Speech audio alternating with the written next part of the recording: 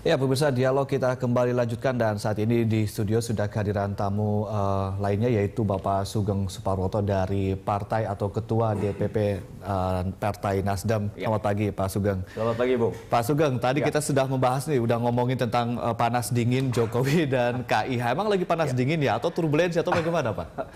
Iya, saya kira tidak ya. Ya kami kebetulan ya kami sebagai partai yang mengusung Jokowi JK ini dan kami tahu persis apa yang terjadi di dalam. Bahwa sebagaimana kita ketahui regimentasi politik memang selalu terjadi. Artinya begini,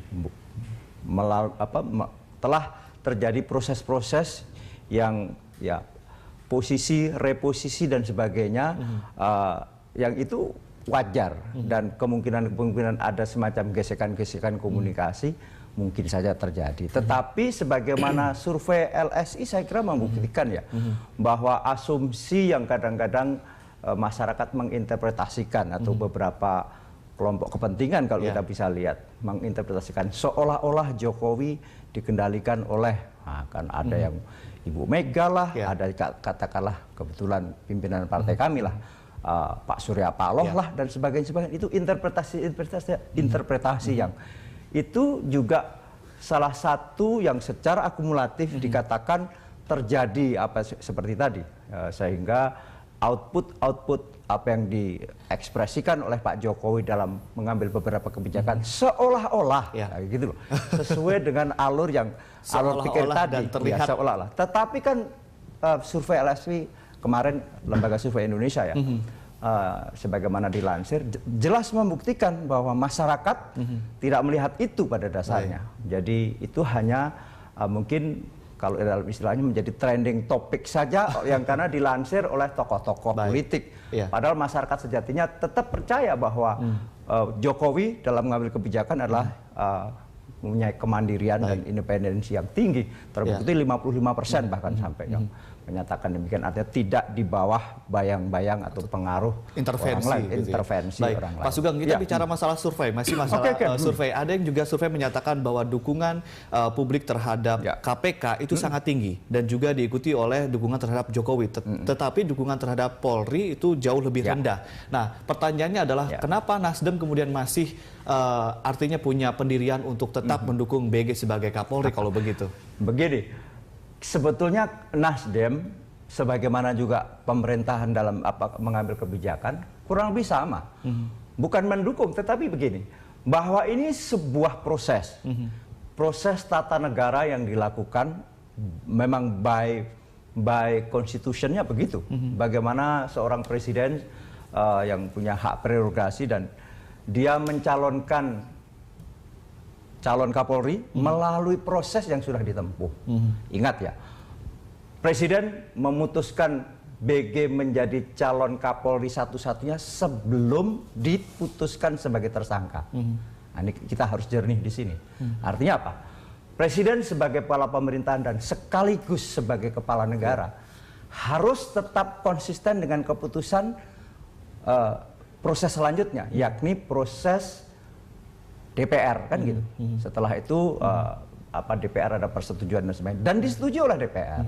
Maka jalan bijak yang diambil karena ternyata setelah diumumkan sebagai calon satu-satunya calon tunggal ternyata sebagai tersangka. Maka jalan bijak oleh pemerintah, oleh Presiden Pak Jokowi adalah tidak memberhentikan tetapi menunggu proses hukum yang lebih pasti selanjutnya, yakni sebagaimana telah menjadi keputusan selanjutnya adalah menunggu proses hukum yakni pra-peradilan yang sekarang akan segera apabila pra-peradilan menyatakan bahwa proses penetapan BG sebagai tersangka benar secara prosedur hukum, maka sebagaimana kita ketahui dan kami juga sepakat sebaiknya atau seyogyanya ada jalan-jalan lain yang ditempuh oleh Presiden. Misalnya termasuk mencari calon Kapolri yang lain. Itu betul. Tetapi setelah ada kepastian hukum, karena apa? Presiden sebagai kepala pemerintahan dan kepala negara telah memutuskan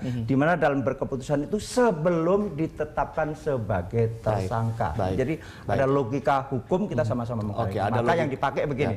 Yang dipakai harus presumption of innocent, bahwa praduga tak bersalah itu filsafat hukum yang paling tinggi. Saya kira kita sama-sama tahu. Gitu. Kita ke Pak Gun-Gun, Pak Sugeng. Pak Gun-Gun, kalau kita tadi sedikit mengambil keyword dari Pak Sugeng bahwa harus menunggu yang namanya aspek hukum. Ada juga orang menunggu bahwa ini adalah aspek moral, aspek etika juga gitu. Tapi kalau dari sudut pandang Anda sebagai pakar komunikasi politik, di sini juga ada unsur opini publik. Kemudian juga orang menilai begitu. Ada yang bilang Jokowi meragu, ada yang bilang Jokowi diintervensi, ada yang bilang juga tadi intervensi ada dari bahwa Pak Jokowi sedang mencari dukungan, seolah mencari dukungan dari koalisi. Nah, dalam proses menunggu ini, aspek apa saja yang kemudian selain aspek hukum, aspek etika, aspek moral juga harus dipertimbangkan oleh Jokowi dan juga mungkin koalisi Indonesia Hebat?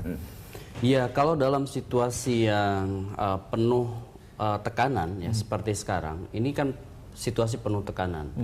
Banyak orang berkepentingan untuk kemudian memosisikan Jokowi dalam kepentingannya sendiri-sendiri. Ini butuh yang disebut dengan upaya memerhatikan yang disebut dengan tingkat kepercayaan.